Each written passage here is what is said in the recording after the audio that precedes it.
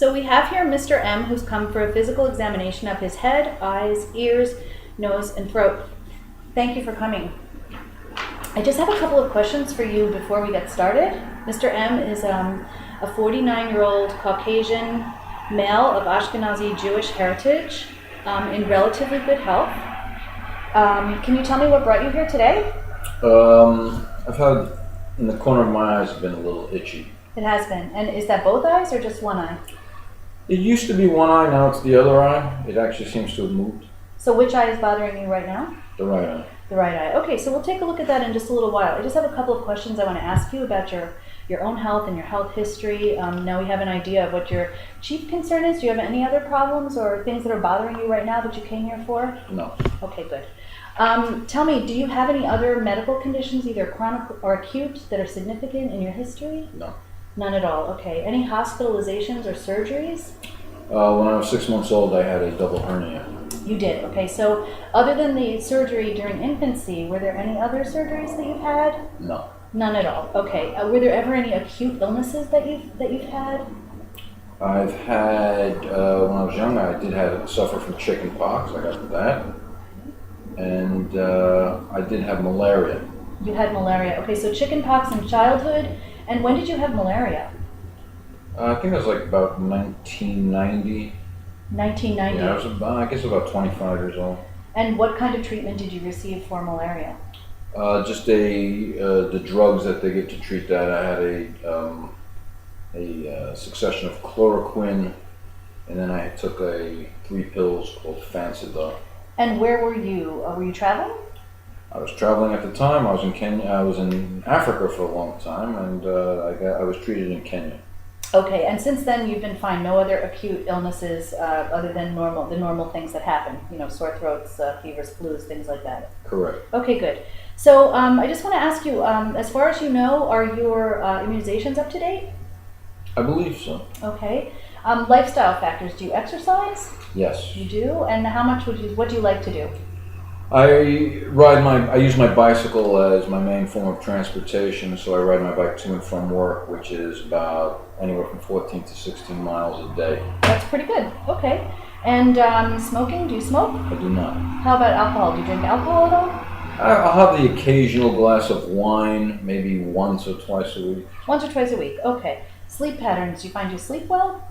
I sleep very well. Good. Okay, how many hours does that work out to be for you, sleeping well? You know, I don't keep track of it, but whenever I fall asleep, I go with it and I just sleep. Okay, good.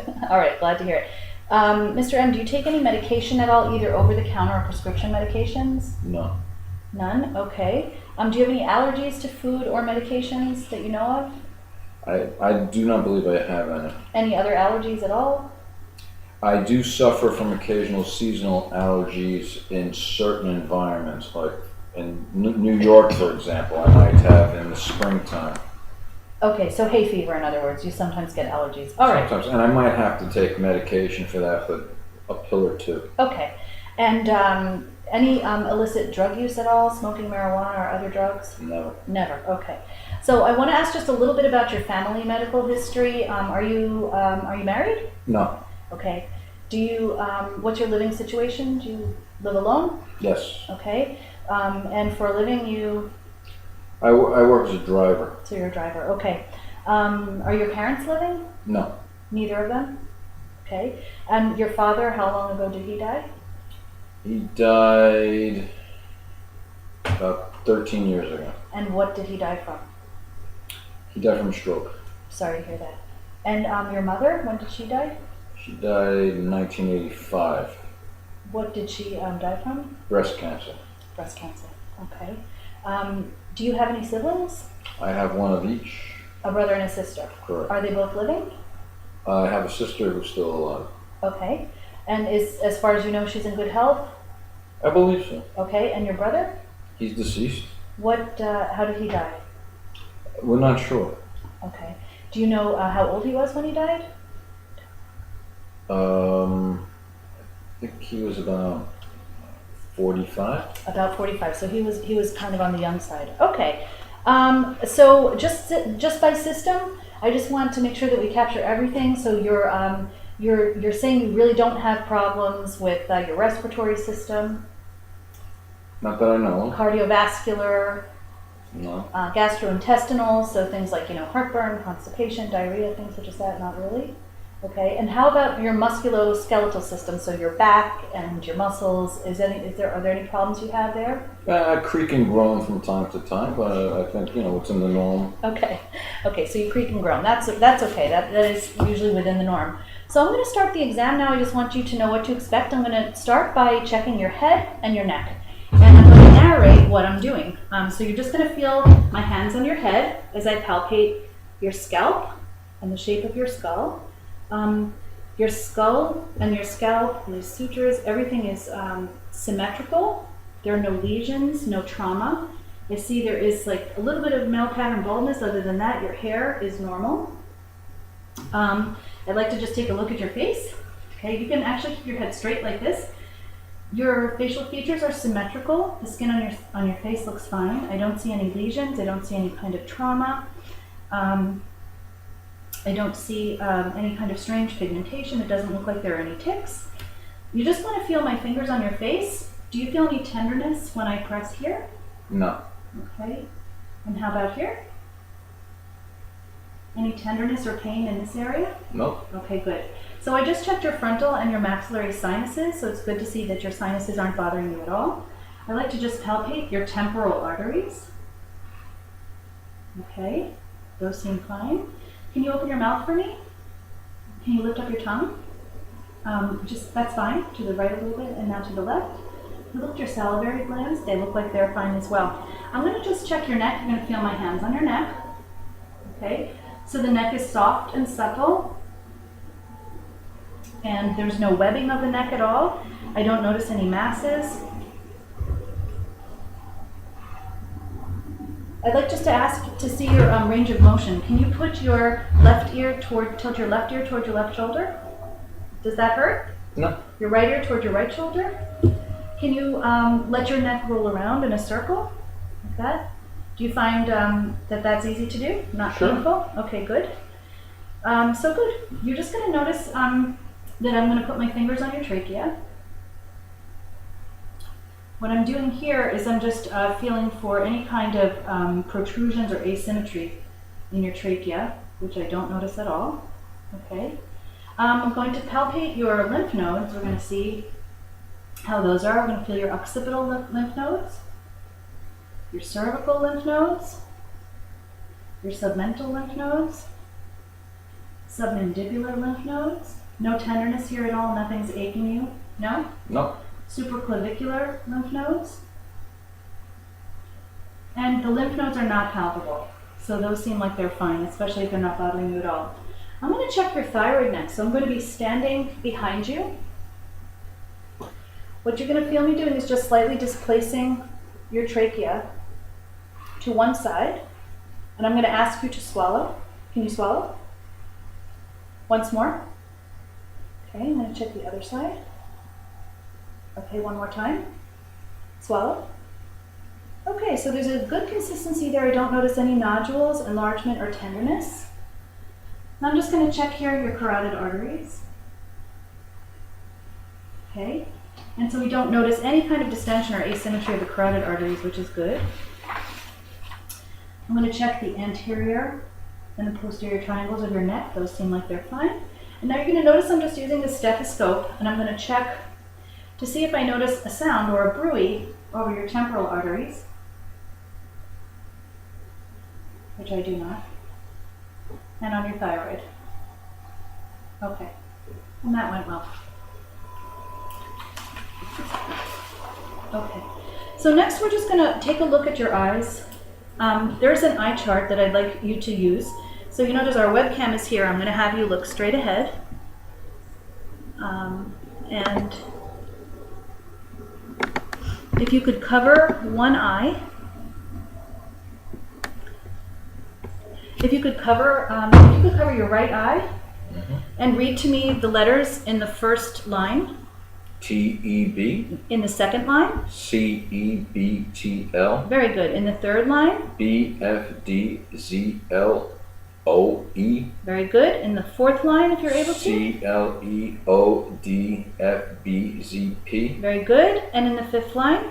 DFTPZZLOD. I don't know. Okay, very good.